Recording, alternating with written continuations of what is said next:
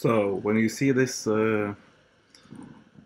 blizzard and this video, you will perhaps immediately think that so winter has come, and that must be why you have so much ice in the fjord, in the sea.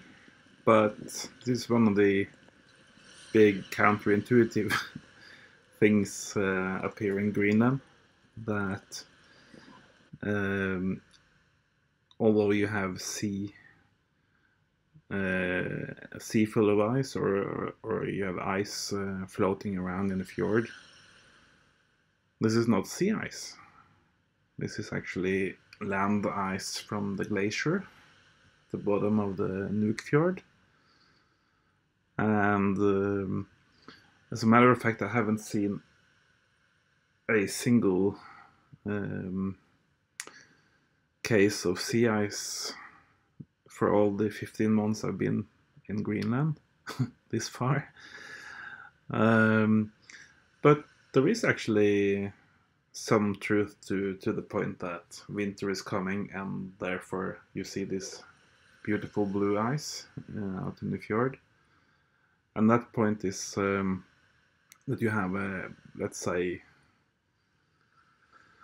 100 or 150 kilometer long fjord from all the way from here on the west coast and into the inland ice, where the Greenland ice sheet resides on top. And all of this ice comes from the inland ice sheet, and it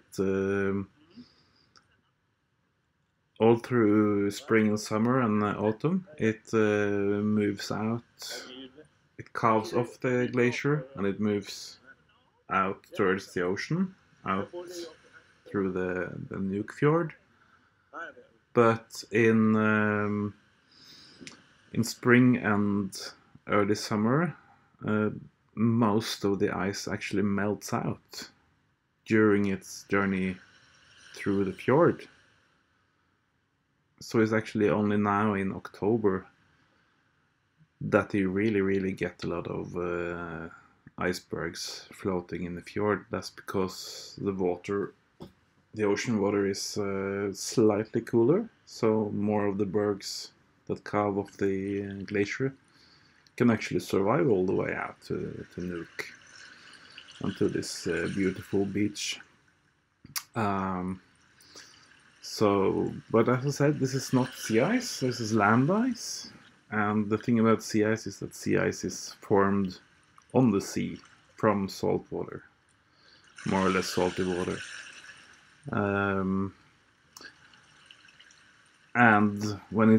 But when these bergs are already out at sea, they are of course counted as sea ice by the satellites and by the computer algorithms, because it's really kind of hard to say where this ice formed originally, and it mixes up with the sea ice also eventually. So I had one day here last February where there was some tendency to form pancake ice on the fjord, but all that was just swept away and melted out the very next morning. So it's like it just doesn't stick, the sea ice up here. So back to the insanely deceptive IPCC report. I mentioned sea ice volume already in the first part, and so amazingly you don't have in the latest UN climate panel report for the 1.5 degrees, you have no mention of the fact that last year, 2017, was the lowest year for sea ice, or sea ice volume, ever on record. They don't mention that at all, even though sea ice in the Arctic, of course, is a key indicator of how fast we are warming this planet. And of course, I didn't even mention the fact that the year before that, in 2016, we had the lowest year for sea ice extent, which otherwise, extent is otherwise the pet measure, the pet category for the IPCC, whenever they talk about sea ice, they talk about two-dimensional sea ice extent, because that's not collapsing nowhere as fast as sea ice volume and thickness. But I don't even mention the fact that 2016 was the lowest year for sea ice extent.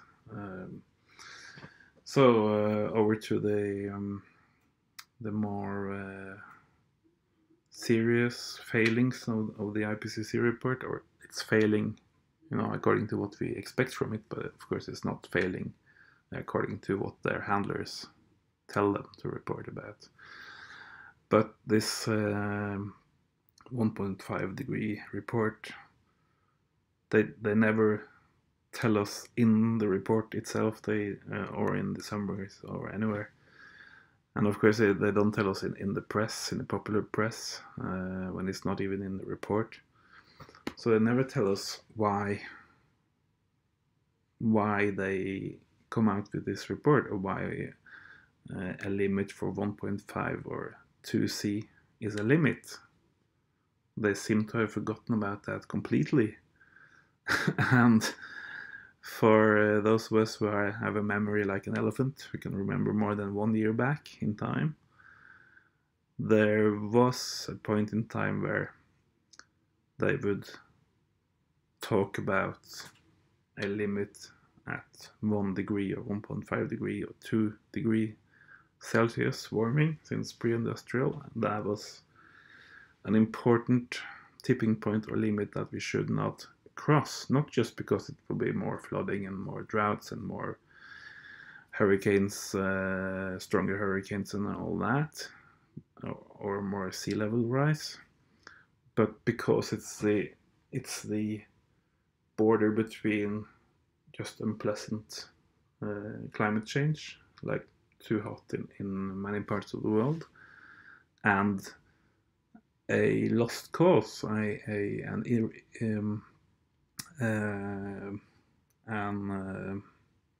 self-reinforcing, what's the word for that? A one-way street to a warmer world.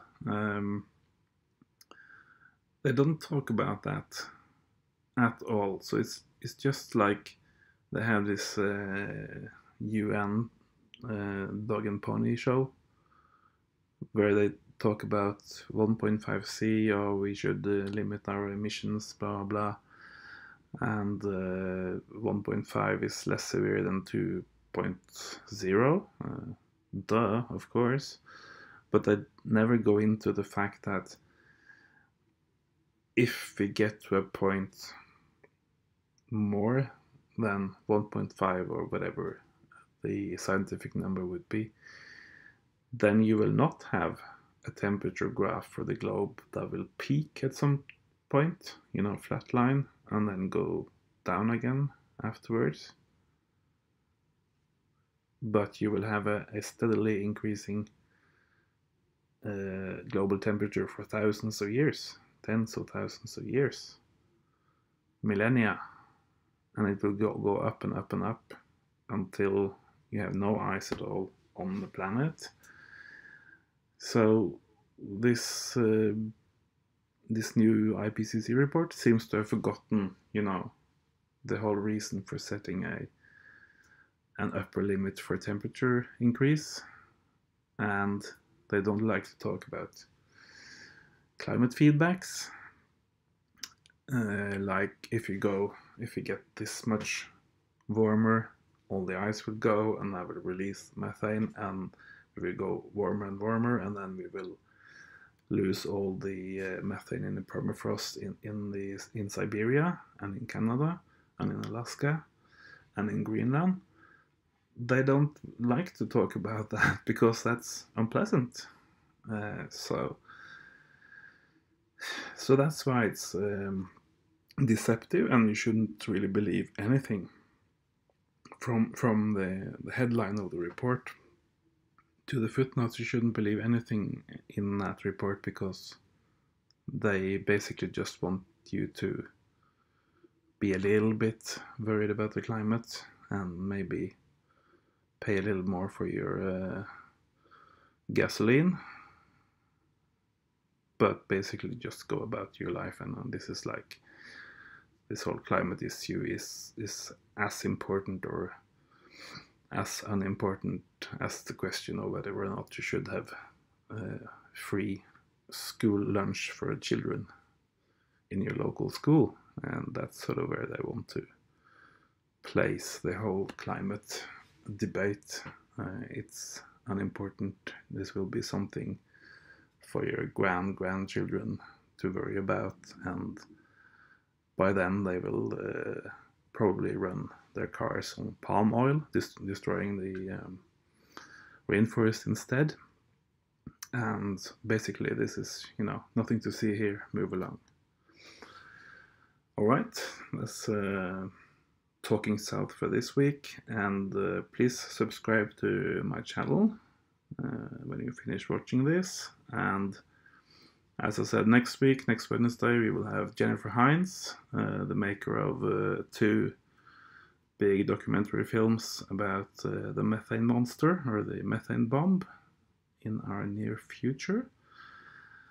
So tune in Wednesday night at about 9 o'clock Greenland time. I can't remember all the other time zones. Okay.